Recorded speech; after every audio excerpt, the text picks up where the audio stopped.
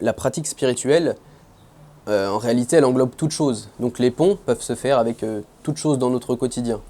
Notre rapport avec notre famille, dans notre activité professionnelle, dans nos hobbies de manière générale. Dans le jiu-jitsu brésilien, dans ce cadre-là, effectivement, les parallèles se font de manière très, très aisée.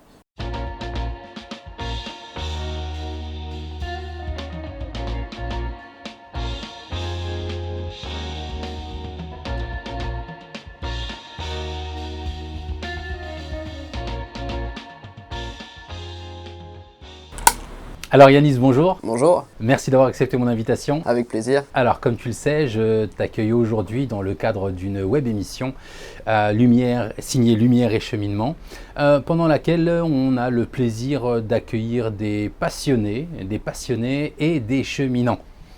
Donc je vais te laisser quelques instants pour te présenter et nous présenter ta passion. D'accord. Alors, donc, je m'appelle Yanis, j'ai 26 ans. Je travaille dans la sécurité incendie et ma passion dont je vais vous parler aujourd'hui, c'est le jiu-jitsu brésilien. Le jiu-jitsu brésilien. Quelle est la différence entre le jiu-jitsu classique et le brésilien? Alors, en fait, si tu veux, le jiu-jitsu classique en fait, a été enseigné lors de voyages commerciaux à des Brésiliens.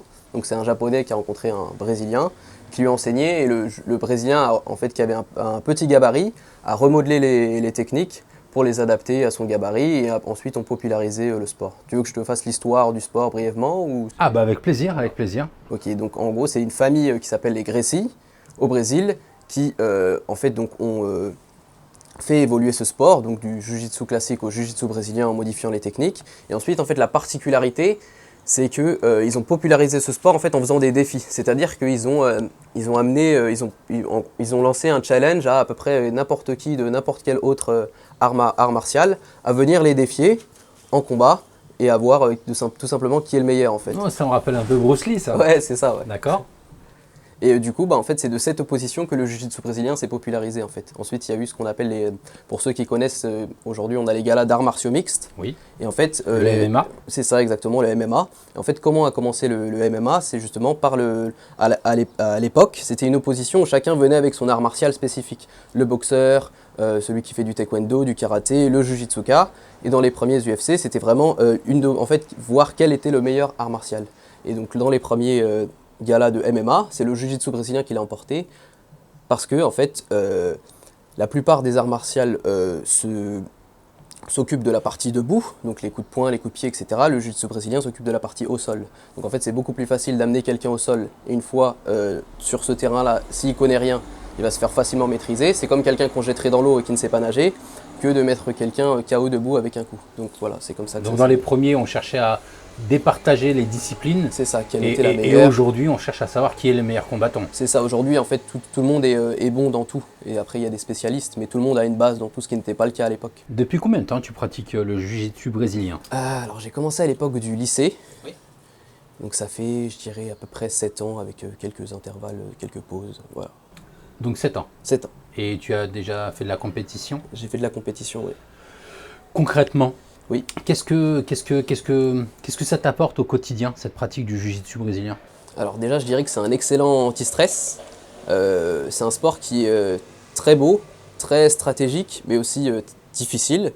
Et le fait de s'imposer cette difficulté dans le quotidien fait qu'ensuite, tous les petits aléas qu'on pourrait avoir dans notre quotidien, style mon métro est en retard ou ça se passe pas bien dans ma famille pour telle ou telle raison, en fait, coule tout seul en fait. Parce qu'au jiu-jitsu brésilien, on va vraiment, en fait, on est dans une lutte avec quelqu'un où entre guillemets, on cherche, entre guillemets bien sûr, à le soumettre, donc par une clé de bras, un étranglement, ce qui revient à le tuer si tu veux. Est-ce qu'on cherche aussi à se faire soumettre?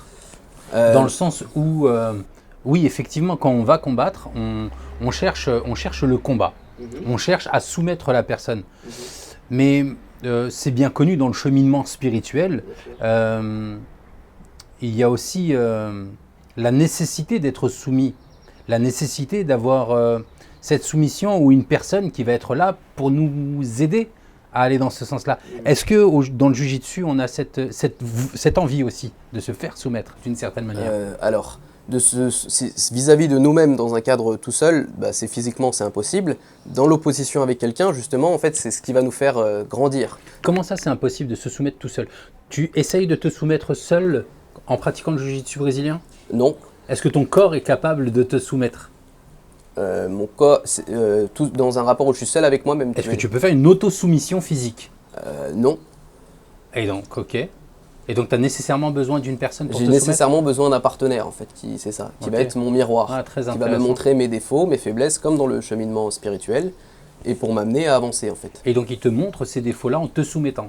C'est ça, exactement. Donc, quelque part, une personne pratiquant le jiu-jitsu brésilien ou un art martial, on va appeler ça, ou un sport tout simplement, on va élargir au maximum, qui a non seulement une pratique sportive et un cheminement spirituel, peut avoir une double compréhension et a priori une meilleure compréhension qu'une personne qui n'aurait pas de pratique spirituelle? Bien sûr. En fait, la pratique spirituelle, en réalité, elle englobe toute chose. Donc les ponts peuvent se faire avec toute chose dans notre quotidien. Notre rapport avec notre famille, dans notre activité professionnelle, dans nos hobbies de manière générale. Dans le jiu-jitsu brésilien, dans ce cadre-là, effectivement, les parallèles se font de manière très, très aisée. Tu veux que je rentre dans le... Avec plaisir. Alors. Vas-y, rentre-y. Donc par exemple, au jiu-jitsu brésilien, donc quand on commence, on arrive dans le club, on ne connaît pas, on peut avoir une certaine image de notre niveau. On peut se dire, bon voilà, lui il fait 20 kg de moins que moi ou 20 cm de moins, donc je pourrais entre guillemets m'en sortir facilement. Voilà. On se fait une idée de nous-mêmes. Puis ensuite, dans la pratique, dans la réalité, on se rend compte que ça ne va pas forcément être le cas, quoi. Même souvent, c'est pas du tout le cas. Donc par exemple, j'ai vu ça plusieurs fois. Au jiu-jitsu brésilien, quelqu'un qui vient, je sais pas, qui a fait de la musculation ou quoi que ce soit, qui est quelqu'un de galbé, qui va se retrouver avec une personne, a priori, tu le verrais dans la rue, tu te dirais, bon, lui, il paye pas de mine, et qui va complètement le dominer, parce qu'il est beaucoup plus technique, il est beaucoup plus fort. Et en fait, dans le cheminement, c'est exactement pareil. Tu arrives dans ton cheminement spirituel avec une certaine idée de qui tu es, une idée prédéfinie. Si tu veux, c'est comme si on avait un cercle qui englobe la totalité des caractéristiques que tu retrouves chez tous les êtres humains, et toi tu prenais une petite partie de ce cercle et tu disais ça c'est moi. Et en fait dans le cheminement spirituel, justement la connaissance de l'âme, la connaissance de soi, ça va être de réaliser que cette petite bulle c'est pas toi en fait, le prisme est beaucoup plus grand, beaucoup plus large. Et il y a des aspects positifs comme il y a des aspects négatifs. Je sais pas si ça te... Ah, c'est très Ok. intéressant. Très intéressant. Et comment est-ce que ta spiritualité, pour le coup, te permet d'être un meilleur praticien, un meilleur combattant? Je dirais que déjà dans la spiritualité, il y a beaucoup la notion de rester dans l'instant, de se concentrer sur le moment présent. Et dans le jiu-jitsu brésilien, c'est pareil. Parfois, on se retrouve dans des situations en difficulté.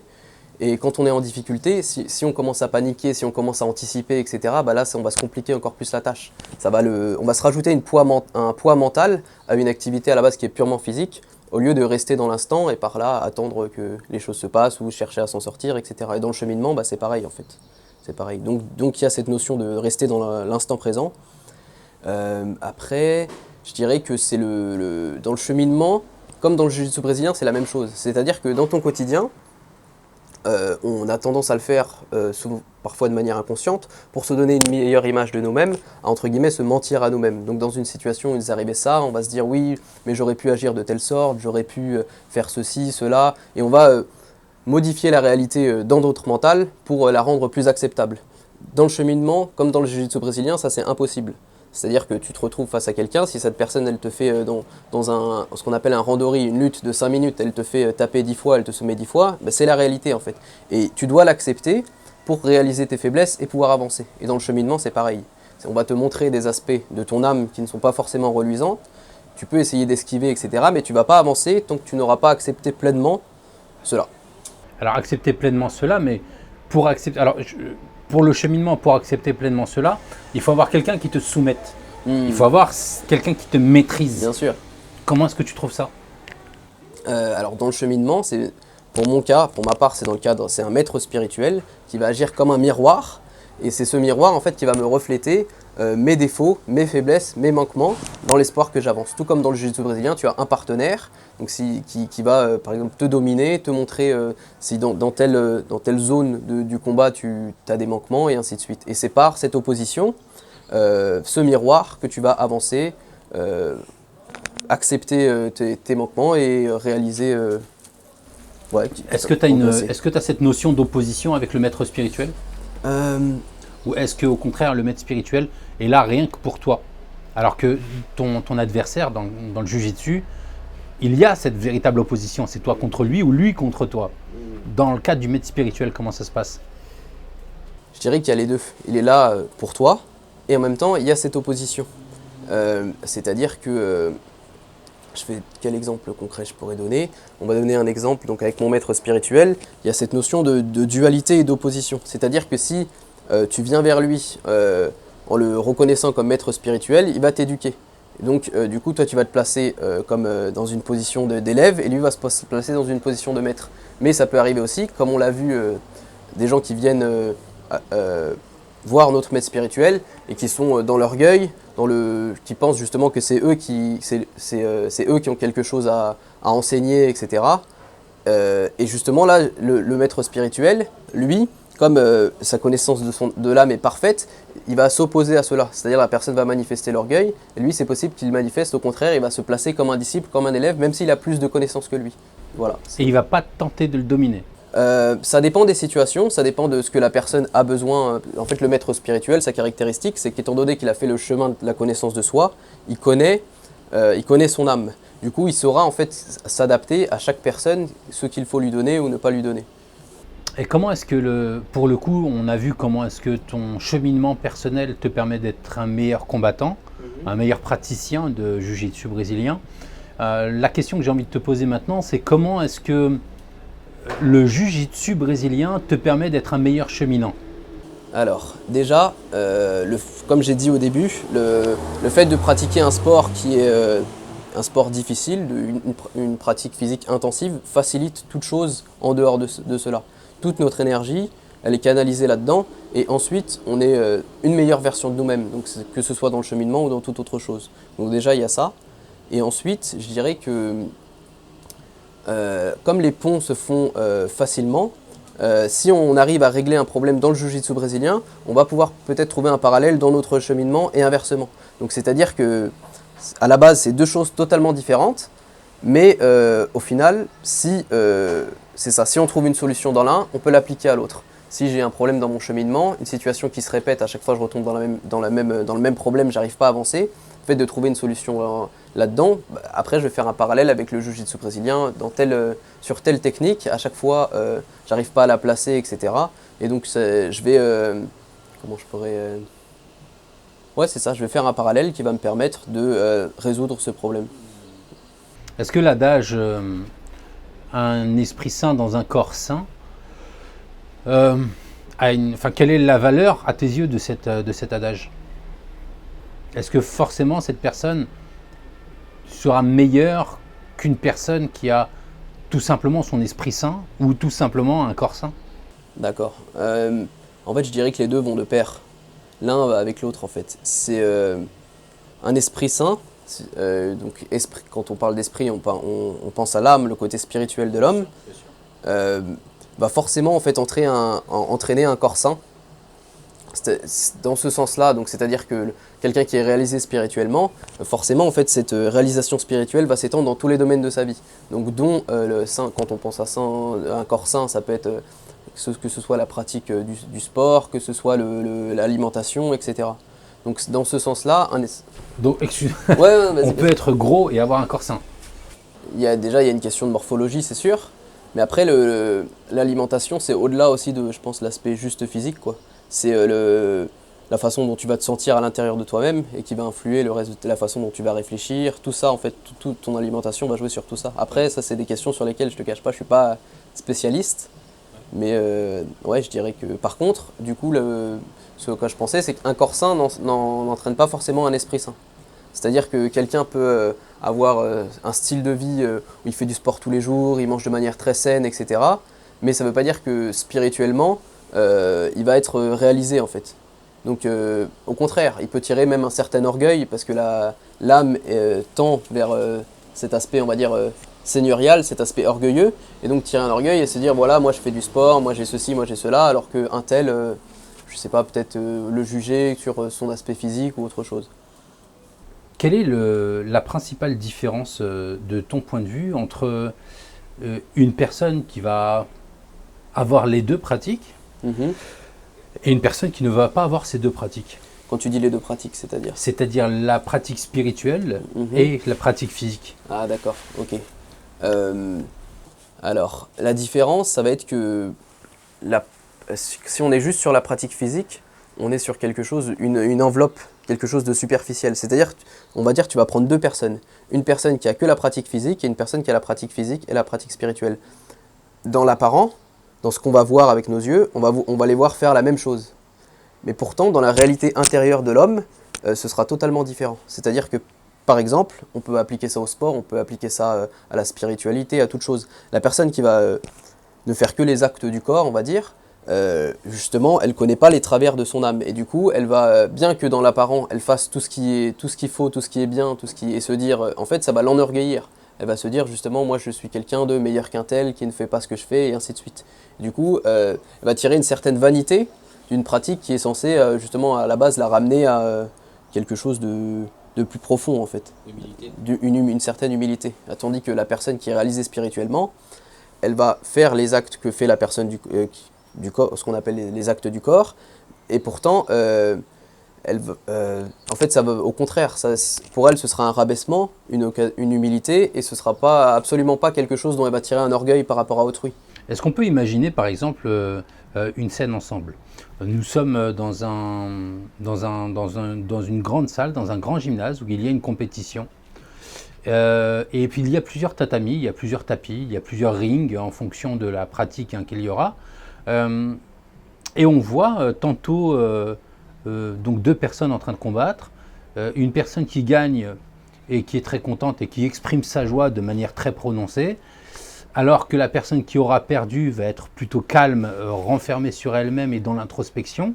Et puis sur le tatami d'à côté, on va avoir une personne qui aura gagné, qui sera elle aussi dans cette expression de sa joie, et une personne qui aura perdu, qui sera dans une expression qui sera vraiment négative, qui va commencer à se taper la main, qui va commencer à s'en vouloir, qui va commencer à...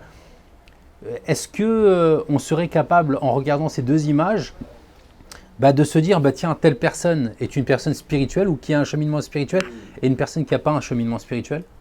Je pense oui, parce que le cheminement spirituel va beaucoup avec l'acceptation des choses dans la vie. C'est-à-dire que par exemple au jiu-jitsu brésilien, on dit, il y a un adage qui dit soit tu gagnes, soit tu apprends. C'est-à-dire que si tu domines ton adversaire, etc., que tu le soumets, c'est très bien. Si tu perds, c'est très bien aussi parce que ça va être une occasion d'apprendre. Et du coup, il ne va pas y avoir cette frustration et cette énergie négative par rapport au résultat en fait. C'est-à-dire qu'en fait, on est en dehors du prisme binaire de ça marche pas. Je réussis, j'échoue. Le but, c'est l'enseignement que tu en tires et le chemin que tu vas accomplir. Et le cheminement, tout le principe du cheminement spirituel, c'est ça, c'est accepter qui tu es. Alors, je serais tenté de faire un petit jeu de mots qui n'a pas l'objectif d'amuser la galerie, bien entendu, mais tu parles de soumission, d'une personne qui te soumet. Est-ce qu'on peut dire que lorsque tu es soumis, tu es sous ton maître? Est-ce que la personne qui t'a soumis devient ton maître? Est-ce qu'elle est ton maître? À ce moment-là, oui. En fait, elle est ton miroir. Elle est ton miroir. Et à ce moment-là, elle est ton maître parce qu'elle va t'enseigner. En fait, en vérité, c'est comme si tu n'étais que avec toi-même. Mais juste, si cette personne elle est meilleure que toi, c'est une meilleure version de toi-même qui va te montrer quels sont tes manquements, quelles sont tes faiblesses, sur quoi tu dois travailler. Tu pratiquais le jiu-jitsu depuis 7 ans et qu'il y avait des moments avec et des moments sans. Depuis quand est-ce que tu es dans le cadre d'un cheminement spirituel? 2 ans. Depuis combien de temps? 2 ans. Depuis 2 ans.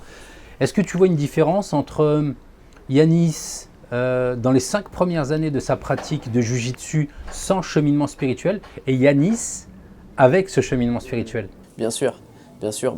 En fait, déjà, avant le cheminement spirituel, j'avais beaucoup d'habitudes dans ma vie, on va dire néfastes, qui du coup me bloquaient dans ma pratique du jiu-jitsu brésilien.